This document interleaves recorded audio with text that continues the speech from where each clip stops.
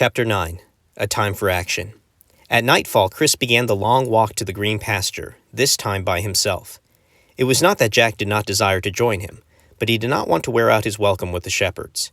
Jack had never technically been invited to join them in the first place, and furthermore, he had told Rudy that he was not interested in being an official part of the group.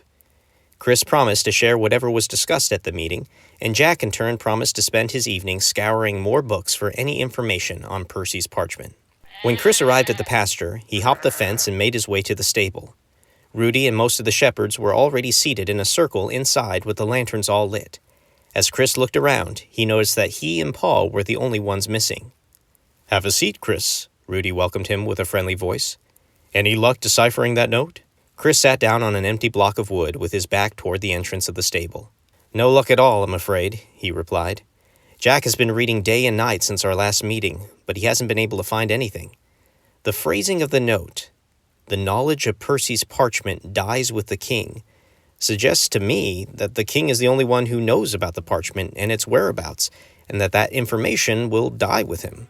In that case, the information may be lost forever," came a voice from the stable entrance. Chris turned around to see a somber Paul standing behind him. "What do you mean?" Rudy asked with concern clearly shown on his face.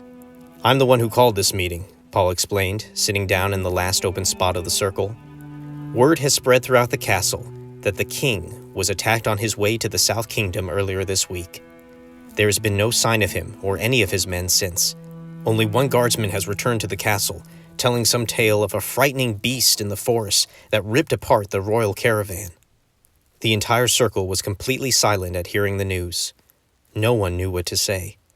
The idea that the king had been killed was too much for them to fathom, even though it was this very scenario, and the turmoil it could bring to the kingdom, that the shepherds had been preparing for. "This may be incredibly bold," Chris finally offered, breaking the silence. "But do you think the prince may have been responsible for this?" No one answered Chris's query immediately. The circle was again wrapped in a blanket of thoughtful, mournful silence.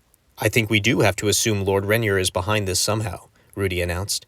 "Given the concerns Princess Ava has shared with us, I have to think that even if the prince is innocent in this matter, he will take advantage of the situation at the earliest moment possible. Brethren, if the king does not return, we are now facing the very situation we have been organized to prevent." Rudy paused as if to catch his breath before speaking again. "The rule of a tyrant," he concluded. Paul stared at a lantern in the center of the circle. "The princess has not spoken to me about it," he informed them. "The few times I have seen her, she appears to be very distraught and very preoccupied in her thoughts. I don't know how to comfort her. I don't know what is to be done next." "I think you or someone needs to speak to the princess," said one of the men who Chris had not yet been introduced to. He was a young man like Chris, slightly overweight with blonde hair and big blue eyes. "I agree," said Chris. "I know I am new here, so perhaps I ought to hold my opinion. But I think we are perhaps exercising too much caution. It is time for action. Our collaboration with the princess can no longer be restricted to handwritten notes with cryptic messages delivered outside the castle walls. We need clear, consistent communication with the individual who is best able to help us combat a Renier dictatorship." The blonde-haired man looked over at Chris and nodded his agreement. Rudy rubbed his chin, a deep frown on his face. "I appreciate your energy and bravery, boys," he stated. "But we cannot become hasty or rash. The princess's well-being is at stake here as well, lest we forget. We do not even know for certain that the king is dead. Is that fair, Paul?" Paul nodded. "What little news I have heard is not encouraging, and with each passing day his return seems more unlikely. But I agree with you, Rudy. We should not do anything drastic until the king's death is confirmed." Chris wanted to offer a rebuttal, but thought better of it. He knew he had been issued a great trust by the shepherds by being welcomed into their circle so readily, and he did not want to give them any reason to doubt that decision. Still, in his heart, he felt strongly that real action was needed. The shepherds needed to speak to Princess Ava immediately. "Given this new information," Rudy started, "I suggest we meet here every night going forward. Paul, do what you can to find out as much as you can about any updates on the king. We will convene here each night to hear what you have learned and to further chart our course of action going forward. In the meantime, everyone else keep your ears and eyes open. Dark days are ahead for Silverbell, I fear." The meeting was adjourned, and each of the shepherds waited their turn to sneak off back onto the road and travel separately to their respective homes. By design, Chris had stayed behind to speak to the blond-haired man after all the other shepherds had left. "I never caught your name," Chris admitted, sticking out his hand for a handshake. "Ian Hawley," the man replied, shaking the hand extended to him. "Kris Kringle. Well, Chris, it's nice to see someone agrees with me on taking action. I love these brethren and have great respect for them. Because I am the youngest of them, I generally try to listen more than I speak. But I don't mind admitting to you that I find their lack of courage frustrating." Ian winced at himself over what he had just said aloud. "I don't mean it like that," he corrected himself. "These men are plenty courageous. It's just they are overly cautious, too, even when there is no time for such caution," Chris finished. Ian smiled. "Just so.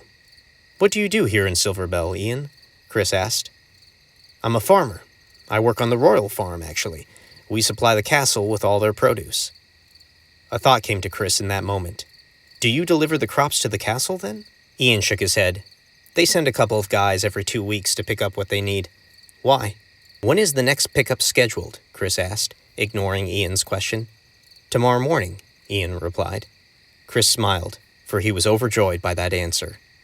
"Do you know specifically what kind of produce they will be collecting?" "A couple of bags of corn and squash and 2 barrels of beans, I think," Ian answered, confused at his new friend's sudden interest in the details of his work. "Where are you going with this, Chris?" Chris's smile grew a little wider. "Well, with any luck, I'm going straight to the castle." The next morning, Jack awoke and began his normal morning routine. After getting dressed and eating a modest breakfast of warm bread and hot eggs, he started preparing his wagon for a trip to the Polar River, where he collected his ice for delivery. He lived in the middle of the village, which did not exactly match his hermit-like personality. He enjoyed his trips to the river, located at the base of the Pinetop Mountains, because that is when he was the most alone. He was singing a familiar jingle to himself that morning when he heard an unfamiliar voice call out his name. Jack looked up from where he was hitching his horses to his wagon and saw a man he recognized from the shepherd's meeting earlier that week.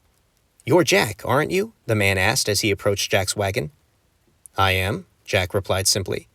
"My name is Ian," the man began.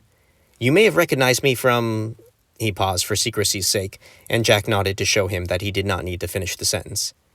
"Our mutual friend Kris Kringle asked me to deliver a message to you," Ian explained. "He told me he had kept a secret from you once before and you didn't like it, so he wanted me to tell you what he was currently up to." Jack gave Ian a confused stare. "Why doesn't he just tell me himself?" Ian smiled. "He would if he could," was the reply. "But if you look to your left, you will see a wagon taking some goods from the royal farm back to the castle." Jack did as directed. On a hillside road that overlooked several homes in the village, Jack could indeed see a royal wagon carting a full load of bags and barrels. "What does this have to do with Chris?" Jack asked, still confused. Ian scratched his head nervously, afraid of what Jack's reaction might be when the answer was given. "Let's just say one of those barrels doesn't have very many beans in it."